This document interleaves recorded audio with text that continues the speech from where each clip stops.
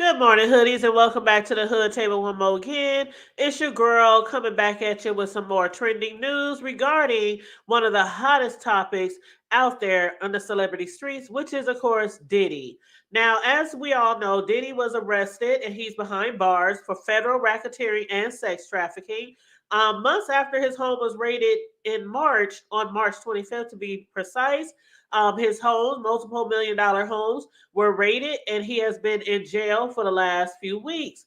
Now, we have been discussing Diddy along with the allegations and also along with the newest accusers, which we did speak about the other day, as well as this new book that has been circulating off of Amazon, which is supposed to be the words of Kim Porter. Now, a lot of people were speculating if the book was in fact real, if it was in fact a memoir from Kim's own voice. Now, the Kim Porter memoir, Diddy and her children accused it as being fake. Diddy's lawyer did speak for him in his defense because, of course, he is locked up. But Diddy was speaking from behind bars about the authenticity of this book. His lawyer said it is not only fake, it is also offensive, a shameless attempt to profit from tragedy. Chris Todd, which is the author, has no respect for Mrs. Porter or her family who deserve better. Wolf said in a statement to The Root. Unlike the fabrications in his sickening memoir, it is an established fact that Miss Porter died of natural causes. May she rest in peace. Now, you know, some of the allegations in the book was that she did not die from natural causes. And it was even other accusations about the illnesses of, I'll be sure, also the illness of Jamie Foxx, that there was poisoning involved. Now, those are the allegations. I don't know if you read the book, but I've been saying, you guys, if you have read the book, please let me know what you think about the book, what you think about the authenticity of the book, if you believe the book, if you truly believe that the words are from Kim Porter herself. Please let me know. Now, again, I haven't bought the book yet, but I have read like the samples and the free excerpts from Amazon. But again, if you read the book, please let me know how you feel about that book. But so we know Diddy did speak out from behind bars. Who else has been speaking out from behind bars? None other than Suge Knight. And we're going to sit here and we're going to watch a little interview that he did with Chris Comos. And let me put up my banner real quick, because this is going to be copyright disclaimer under Section 107 for the Copyright Act of 1976. Allowances made for fair use for purpose such as criticism, comment, news reporting, teaching, scholarship, education, and research. So we are going to be listening to this interview and also chiming in and doing commentary on their discussion. And then after that, we're going to watch a little clip of Ray J and watch what he had to say about what Suge Knight had to say to Chris Comos. So let's go ahead and air this video up real quick. Done a little bit of homework and know who you are. Why should they believe you about what you think and feel about Sean Diddy Combs and any allegations against him, given your history of animosity with him? Well, first of all, I'm not calling you or nobody else getting nobody to believe anything regarding him. Like I said, and I always say, me personally, I don't jump up and down and cheer for no black man going to prison or any other man, any other human being going to prison. Because people think prison is always the answer. I'm not saying a lot of people don't deserve to do their time and see what's going on. But at the same time, that's not no cheerful thing, because when you look at it, that man have kids. Mm-hmm. And whatever affects him definitely affects his kids. Mm-hmm. And I know there's a lot of victims involved in it, and whatever affects them affects their kids. So it's not a good thing to be talking about any shit about the next person. But it's not a gray area with me. And at the same time, Puffy didn't react or get where he got or doing those things or those allegations by himself. He was taught from people before him, and he did it to the younger people after him. And we can talk all day and say what's true and what's not true. Only true part about it is videos, conversations, and people can see what they've done. Mm-hmm. But for it being happy and proud and say what do people think, that's irrelevant. So Suge, it's just like I heard earlier today when Ray J was talking to TMZ. Mm-hmm. I got love for Harvey, but I see Charles always got something negative to say when it comes to West Coast people. And Charles tried to make a reference to say that, how do I feel when I'm in prison? Yeah, I'm in prison. I guarantee you I'm free more than Charles. If I feel like sleeping to 5 o'clock, I want to sleep 12 hours a day, I can. Sure. But besides all that, the fact is, it's not no competition who's going to talk the loudest or talk the best. It's not something positive that can help anybody. I don't get on no platforms unless it be something positive. If it ain't positive. I understand what you're saying.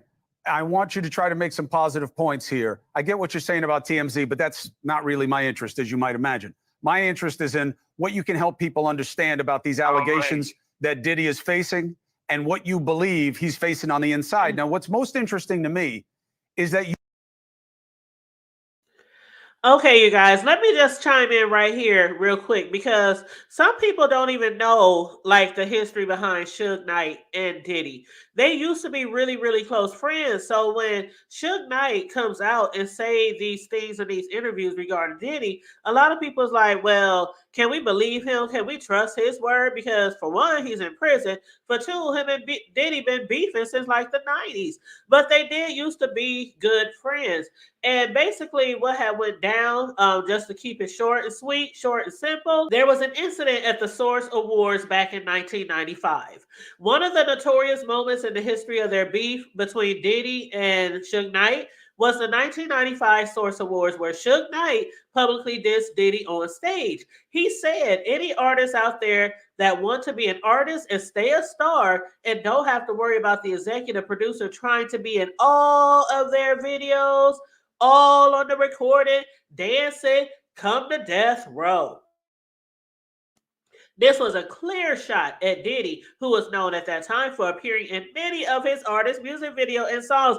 And we do know that, right? I know y'all recall that. The people who are hip-hop fans, Diddy fans, he used to be in everybody's video. It was singing, rapping, dancing, something, right? So that was a clear shot to Diddy. Now, Diddy claims that he later did confront Suge Knight at the after party and that Suge denied that he was talking about him.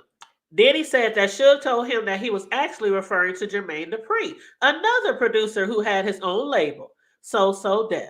However, Jermaine Dupri denied this and said that he never had any beef with Suge Knight.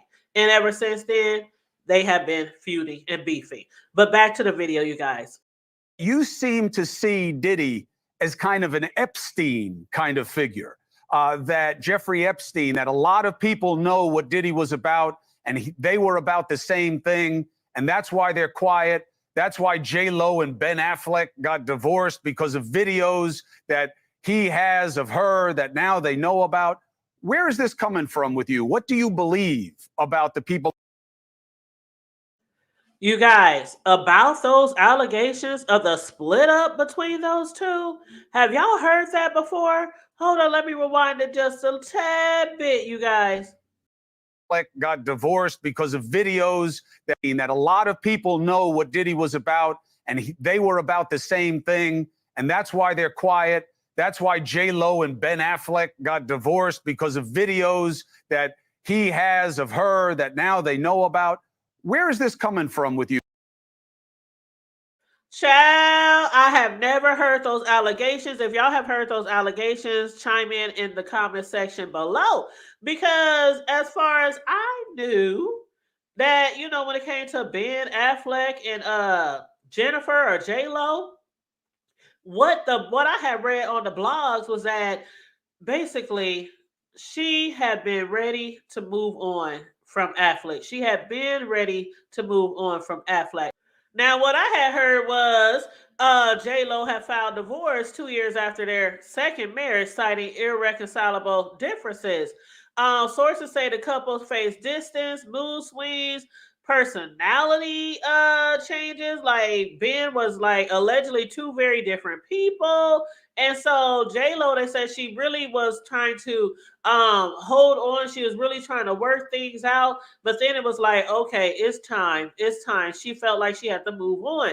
And now I hear that they could have broke up from some earlier previous video footage of J Lo that Diddy had. Who child? Okay, moving right along.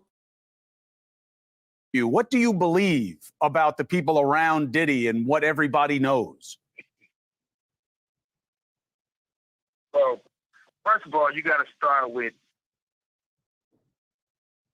at the top. If you're starting with the top, Clyde Davis, Russell Simmons, Andre Arell, Jimmy Iovine. Even if you take Jimmy Iovine, he had an allegation from him, same thing, it went away. You take Jimmy Iovine. They told me at Universal and Interscope, they said, you know what? We can't deal with artists that gets in trouble. And your artist gets in trouble, they talk crazy. This call and your telephone number will be monitored and recorded. Keep going, Suge. They speak about what they see. Now, I was told that I can't do business there because of that. Now, Doug Morris gave Puffy a deal for millions of dollars. It flopped. So when you look at all these things and everybody want to say Puffy, Puffy, Puffy, don't get me wrong.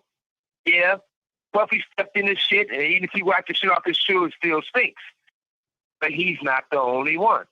They got all the tapes. Now, when you talk about the tapes, but this been going on for a long time. Hold on, Suge. Help us understand, because a lot of this stuff is a little inside baseball for people, right? Because they don't live the life, they don't know the world, they don't know the players. Your telephone number will be monitored and recorded. That's just the recording from the prison. That's just saying that they record it, which obviously they do. Suge, help people understand, what tapes are you talking about? Who has them? And what kinds of things do you think they show?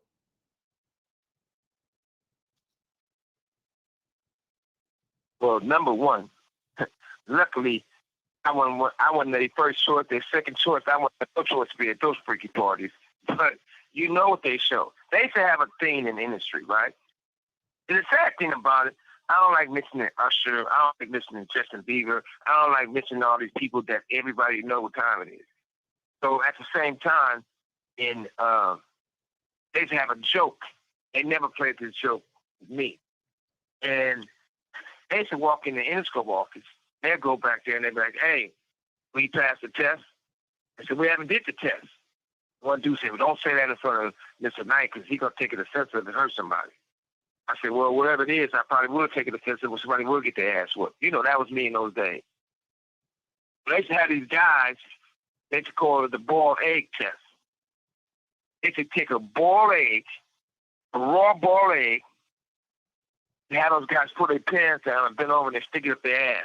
The eggs break, they say they're not ready yet. They ain't put enough work in. This is Hollywood. So everybody want to go act like they don't know what's going on. Hold on. What? Oh my God. Boiled egg test? You would take a boiled egg and have a guy bend over and stick it up his rear end?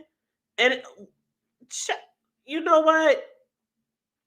Suge Knight is like, I'd have done a lot of things in my time, but there are some things that I was just not willing to do. Now, he did mention Usher. He did mention Bieber.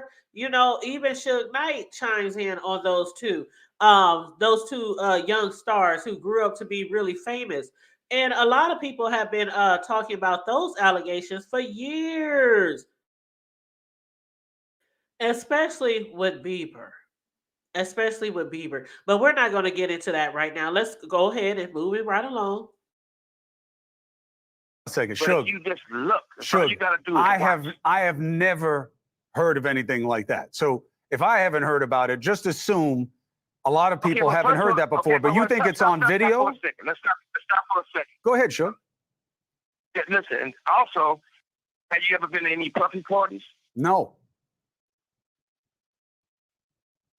You sure they had a long time to think about it. But if you haven't been in those butt naked parties, even some of the preachers been in those parties, and they wasn't on their knees praying for God. See, there's. Oh, Suge Knight is a fool. He said, have you ever been to any of those parties? Because if you have been to those parties, you know better. Okay? He said, even the preachers be at them parties and they be down there on their knees and they don't be praying to God. Oh, my goodness. Moving right along. Have you ever been to any puffy parties? No. You sure they had a long time to think about it. But if you haven't been in those butt naked parties, even some of the preachers been in those parties, and they wasn't on their knees praying for God. See, they was praying for somebody to have come real quick or something. But I wasn't there, but there's proof of it. But at the same time, everybody want to look around and act like something going on that wasn't right. It's the facts of life in the industry, not for the people who don't get in. So everybody, you got to look at it like this. When you see a beautiful woman or you see a handsome man, and it was like that all their life, from elementary school to junior high school to high school, if they forced to go to college, right? They always knew they had something special about themselves. If you take some of the Hollywood executives or some artists, they might have been the ugly duckling for a long time before they had the teeth fix and lipsticks and nose fix, all the work done. Underneath, they still the young man with no confidence because they've been that way all their fucking life. So all of a sudden, if you look at Puffy old pictures, don't look nothing like his new pictures. You know, shit, they didn't do everything. But Suge, just because he has plastic surgery, all I'm saying is, I'm not saying that you're wrong about rich people doing stuff to their face or whatever it is, but that's different than the allegations that are coming down on him. I'm talking about richer people. I'm talking about the difference. I'm talking about, okay, look at it like this. I look at real plain and simple. Ain't no whistleblower. Facts is there. But right now, I don't care if it's T.I., I don't care if it's Rick Ross, I don't care if it's Jay, I don't care if it's Snoop, I don't care if it's Game, I don't care if it's Dre. Nobody's stepping up on the fact that you know what's going on. Nobody's defending him. You're right. Guys at Interscope. You're right. Okay. Nobody is defending him, but that's why I was interested in hearing your perspective. Bingo. There you go. Nobody is defending Diddy right now. Nobody is defending Diddy right now. Everybody is coming out, if anything, with more accusations. As far as these tapes, like I said the other day, people who do this type of thing, whether it's to other grown-ups, other adults, whether it's to a male or a female, whether it's to children, they always have some keepsakes. And usually it's videotapes. A ton of videotapes. Just like with the incidents with R. Kelly. A ton of videotapes. When R. Kelly, when he was finally arrested, they had duffel bags and duffel bags at his different homes. Duffel bags spread across his different homes, full of videotapes. All the way back. We talking not even like recent tapes, but all the way back down to the VHS. Some of y'all don't know nothing about the VHS. But yeah. Anyway, should just say it right there. Nobody is defending him because they all know it's true. Man, I was speaking to one of my friends this morning. I said, this trial is going to be one for the books that will definitely go down in history, especially in the history of entertainment business, hip hop business. It's definitely going to be one for the books. So there you guys, we just listened to Suge Knight and what he had to say, what his thoughts was on the whole Diddy situation, including videotapes and things like that, including people not coming out to speak or vouch for him. And what he also said was, let me pull this up real quick. Suge Knight also suggested that someone might in fact hurt Diddy in prison to get a name for themselves. What Suge Knight had to say basically was that, and we know that he's currently serving 28 years in California for voluntary manslaughter. And when he was speaking to Chris Cornwell, when people ask, like, is he really saying this, just because the things that he's saying, just because him and Diddy been beefing or been feuding since the 90s? And one thing that Suge says is he doesn't jump up and down. He doesn't cheer for no black man going to prison or any other human being going to prison. And he did, in fact, say, and Diddy has children. Their mother has passed away. Diddy has children who are looking up to him, who look for him to, protect them and be there for them. And so he's like, no, I'm not celebrating that he's in jail, not at all. He's speaking what he actually believes and what he says he knows.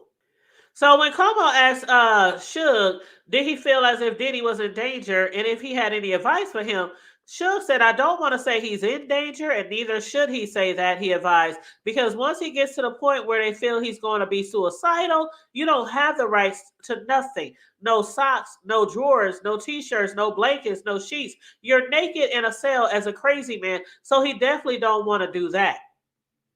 His other words of wisdom were to ask for kosher meals because they're difficult to be tampered with. Maybe he should get on a Jewish diet because the kosher meals is a way better than the food somebody else is making for you, he said. At least they're going to come hot. They're going to come sealed and you're going to be the one to open them. He said that's very, very important. And Diddy is currently being held in Metropolitan Detention Center in Brooklyn, a jail notorious for its violence and subpar living conditions. MDC Brooklyn has housed high-profile prisoners like R. Kelly and Hislam Maxwell, and some judges have even refused to send people there, according to the Associated Press. He's been placed on procedural suicide watch, something that is common when it comes to detainees of his stature. A spokesperson has maintained that he's strong, healthy, and focused on his defense. But again, Suge Knight said it wouldn't surprise him if somebody would come after Diddy to make a name for themselves. Now, after Chris had the opportunity to speak with Suge, he also had the opportunity to speak with Ray J. And when he was speaking to Ray J, he wanted to know how Ray J felt about what Suge had to say in regards to P. Diddy and the allegations and the RICO charges and everything like that. So now we're going to turn into that. And again, I'm going to put up my copyright disclaimer. So let's bring in a close friend of Diddy and Suge Knight, producer, singer Ray J, and Diddy's former publicist, host of the podcast Naughty But Nice, Rob Shooter. First, Ray J, do give us an assessment of Suge Knight's credibility. Where should he be believed? Where should he not be believed? Well, I mean, if you look at his track record, I mean, he pretty much ran the hip hop and music scene during the Death Row era. So a lot of people he know and a lot of people he has been around.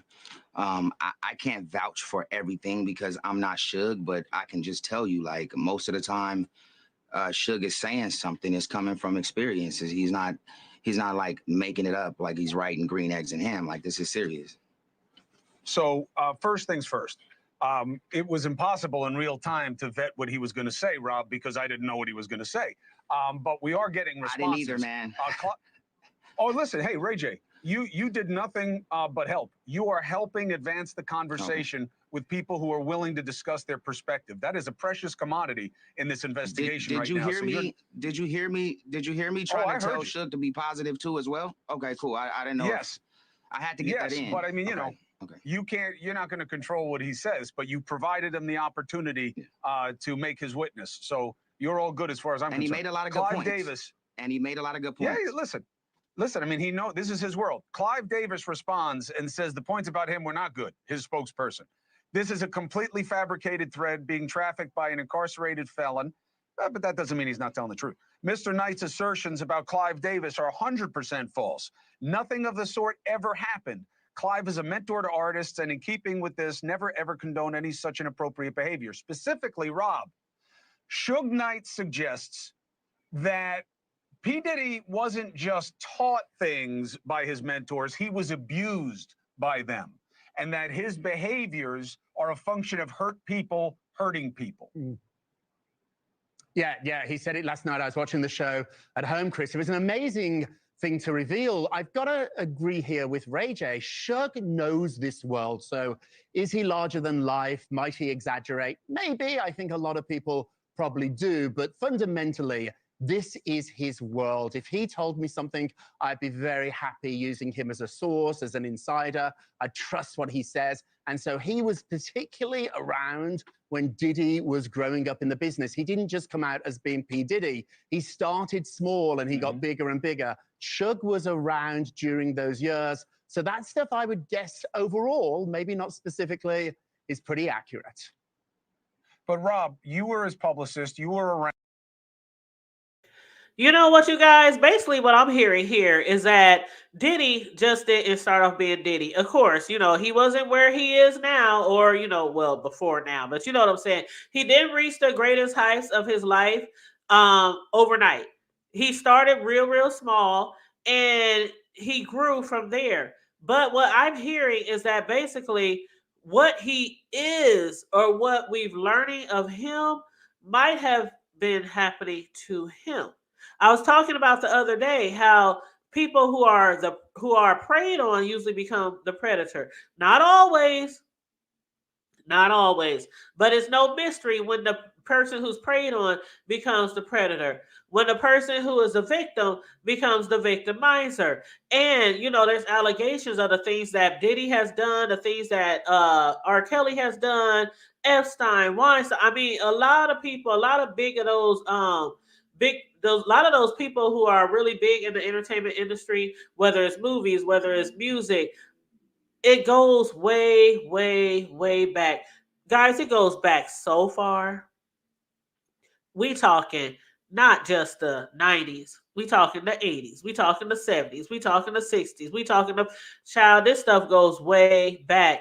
And a lot of times it's like there's, have you ever heard that saying, there's nothing new under the sun? I know your mother or your father probably told you that, or your grandma when when you were younger. There's nothing new under the sun. And when I call these things a society, somebody was telling me one day, society, why would you call it a society? It's not a society. You guys, look at what we're hearing. Listen to what we're hearing.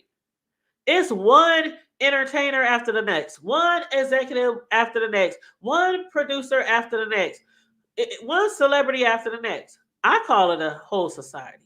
But anyway, I digress. Moving right along. Around him, not, after dark deep or whatever, they're calling P. Diddy's, other activities.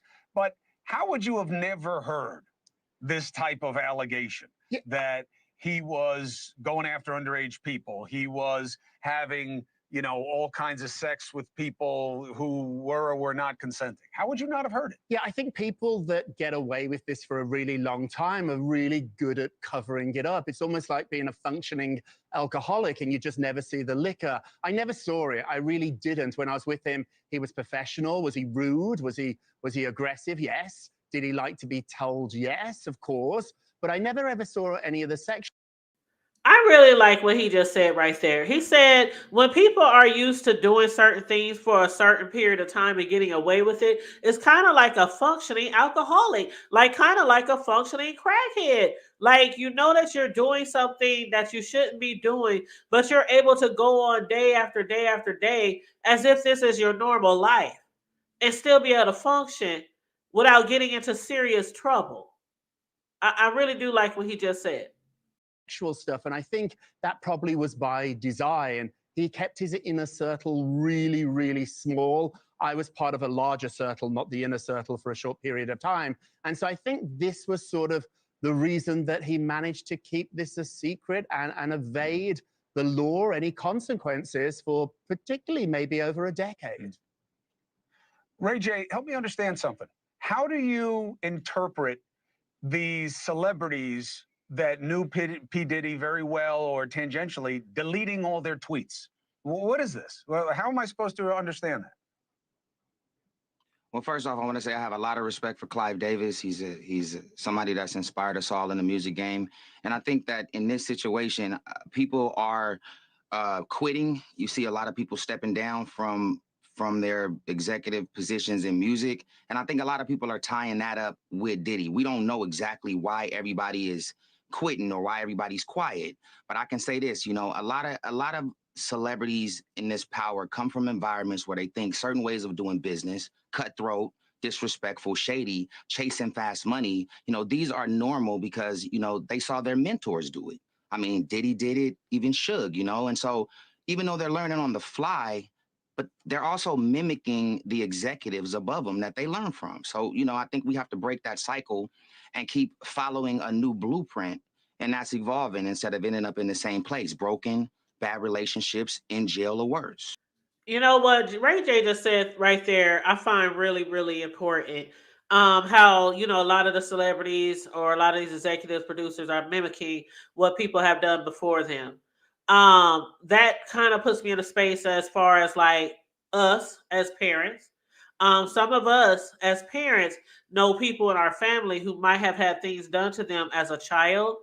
And, you know, sometimes people call it like family sins, or, you know, sins of the family, basically things that happen in a family, and every generation it just keeps happening and keeps happening until somebody says, I'm done.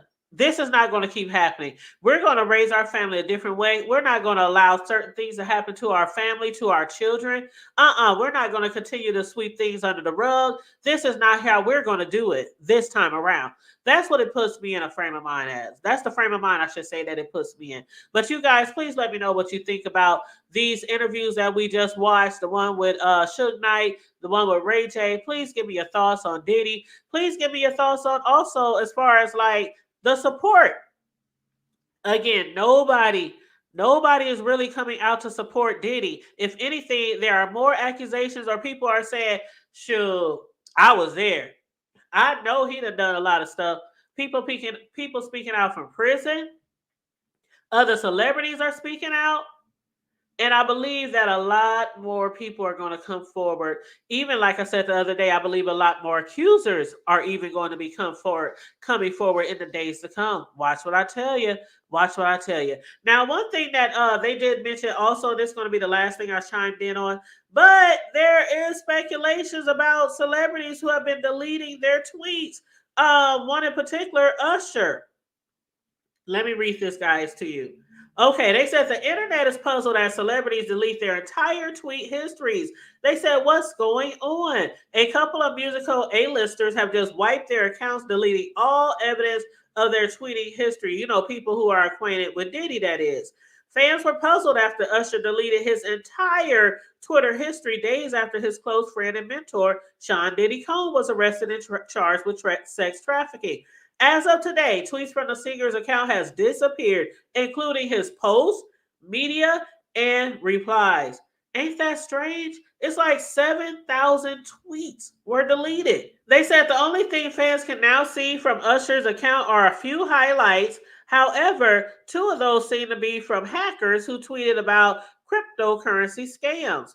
Fans question why the R&B singer, 45-year-old, expunged his profile, especially while he's in the middle of his highly anticipated past, present, future tour. Nobody on Usher's team said deleting 7,000 posts is going to look crazy as hell, given the circumstances, asked one user. Makes you wonder, huh? Somebody said, whoa, apparently Usher has deleted his entire Twitter history. Why would someone high profile do that? Added another. And then a third fan said, Usher scrapping his entire Twitter history says everything we need to know. What does it tell you? You guys, let me know, what does it tell you?